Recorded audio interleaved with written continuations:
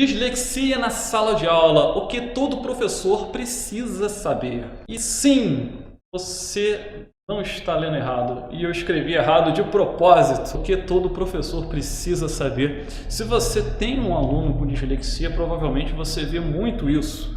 E isso faz parte do cotidiano de pessoas disléxicas.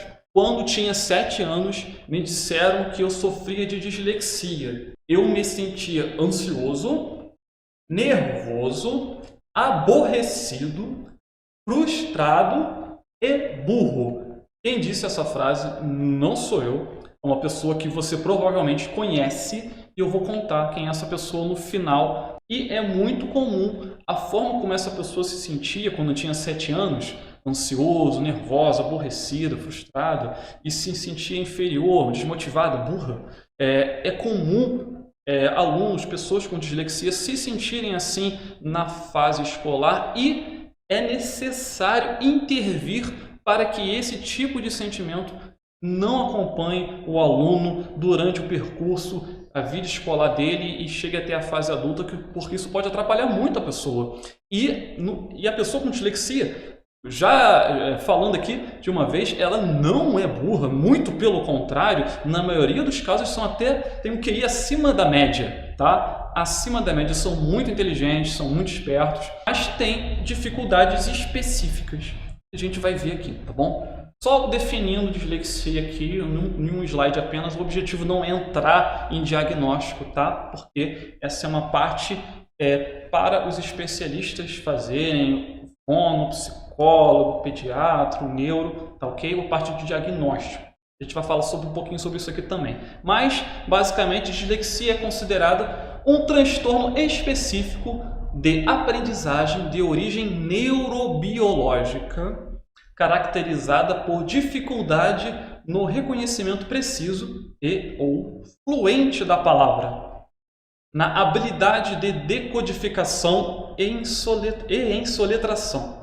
Essas dificuldades normalmente resultam de um déficit no componente fonológico da linguagem e são inesperadas em relação à idade e outras habilidades cognitivas. Tá? Essa é uma definição de 2002 da Associação Internacional de Dislexia e continua bastante atualizada, não mudou muita coisa de lá para cá. Essa é uma definição bastante atualizada e realmente é o que acontece. Nós vamos passar agora alguns casos práticos que nós identificamos no nosso dia a dia trabalhando com esses alunos, tá ok? Normalmente, o que acontece? Trocar letras, principalmente quando elas possuem sons parecidos, como F e V, B e P, D e T, e entre outros exemplos, cada pessoa é única, tá? Mas normalmente é isso que acontece, troca uma letra, erro de ortografia. Olha, pular ou inverter sílabas na hora de ler ou escrever. E temos muitos professores aqui com alunos com dislexia e provavelmente vocês estão identificando o seu aluno em todos ou em alguns desses pontos, né? Fala prejudicada pode acontecer sim, da comunicação, da verbal, da fala ser prejudicada, tanto nos anos iniciais de vida dessa pessoa, né? Desenvolvimento da fala ali, quanto durante a adolescência também, ter uma comunicação mais limitada, mais retraída, não conseguir associar letras e sons, confundir palavras que soam parecido, como macarrão e camarão, palavras que são parecidas, facilmente confundíveis aí com alunos com dislexia. Erros constantes de ortografia, isso aqui é clássico. Lentidão na leitura. Uma pessoa consegue fazer a leitura, tá? Porque não são todos que conseguem, apresentam lentidão na leitura. Problemas de localização de esquerda e direita, dificuldades para estudar. E na dislexia deve ser observado que as diferenças são pessoais. Você deve ter identificado algumas coisas que acontecem com você, se você tiver dislexia, ou com o seu aluno. Só que algumas coisas são pessoais. Alguns têm algumas coisas, outras coisas, umas semelhanças, outras diferenças. É tudo pessoal. Eu tenho facilidade com isso, dificuldade com aquilo. Meu aluno tem facilidade com isso e dificuldade com aquilo, tá bom? O diagnóstico ele é clínico, não é o professor quem faz o diagnóstico. O diagnóstico é feito por um especialista na área de saúde e o entendimento é científico, né? O que acontece dentro do cérebro dessa pessoa, neurobiológico? O que tem de diferente? E temos os cientistas que explicam isso muito bem para a gente, os neuropediatras também. Mas enfim, qual é a parte que cabe a nós aqui? Olha só que definição bacana. E o tratamento é educacional. Na dislexia deve ser observado que as diferenças são pessoais, o diagnóstico é clínico, o entendimento é científico e o tratamento é educacional. Lembrando que não existe cura, existe tratamento, tá ok? E o tratamento é educacional. O tratamento é com os educadores, é com a gente. Não é com a gente o diagnóstico, nem o entendimento científico da coisa, mas o tratamento é educacional. É na escola que acontece, com a psicopedagoga, um reforço, enfim, é na escola, é na parte educacional e nos recursos que a educação tem para oferecer para esse aluno, tá bom? É claro que alguns precisam de acompanhamento com fonoaudiólogo, alguns precisam de acompanhamento com psicólogo, mas na maioria dos casos o tratamento é dentro da área de educação. Por isso que vamos parar de falar do que a gente já sabe e vamos ver o que nós podemos fazer para ajudar esse aluno, o que os professores inclusivos estão fazendo, está dando certo. Geralmente, esse tipo de atividade aqui é passada em sessões com a psicopedagoga, com o psicopedagogo, para trabalhar nuances específicas de pessoas com dislexia. Por exemplo, as palavras que se encontram do lado esquerdo da página estão escondidas no meio das letras do lado direito. Procure as palavras e faz um círculo à sua volta. Nós temos professores aqui, educadores aqui, pessoas aqui com dislexia, ok? E se eu pedir para você fazer essa atividade aqui agora, você vai ter dificuldade. Isso não quer dizer que você seja incapaz ou menos inteligente, não. Quer dizer que você tem dislexia, só isso, apenas isso. E atividades como essa destacam o quê? O seu potencial? Não. Atividades como essa destacam as suas dificuldades.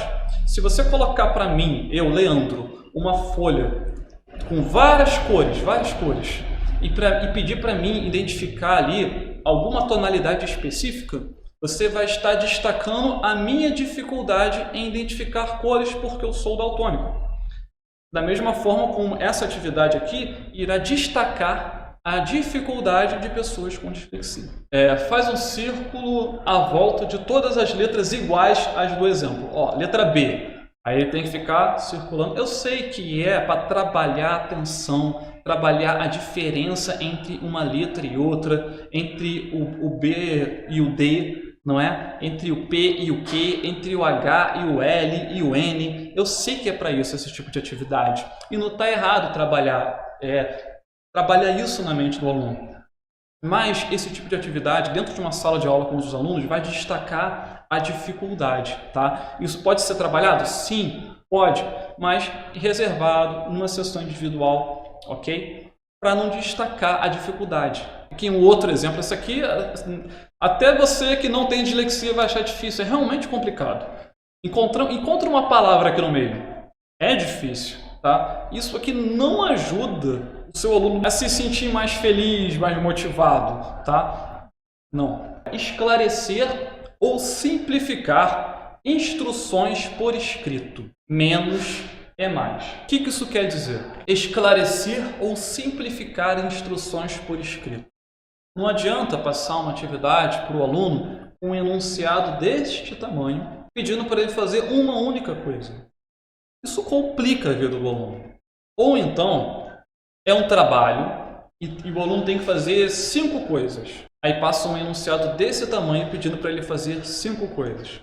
Ficaria muito mais simples, por exemplo, separar isso em 5 tópicos. Cada coisa que o aluno precisa fazer em um tópico diferente. Para não causar confusão na interpretação e na leitura.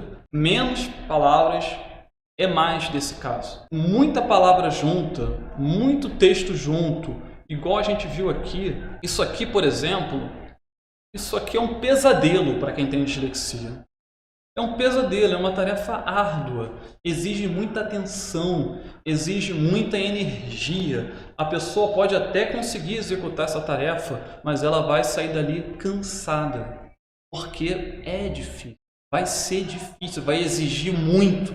A não ser que seja extremamente necessário, é melhor que não aconteça uma atividade como essa. Ou seja, um mar de texto para o aluno ler, para o aluno tirar alguma informação dali para tomar uma ação, complica a vida do aluno. Menos é mais. Parágrafos pequenos, frases curtas, sem muito texto embolado, isso ajuda, isso facilita o dia a dia desse aluno lidando com a leitura, lidando com a escrita. Bom, gente, lembra dessa frase aqui?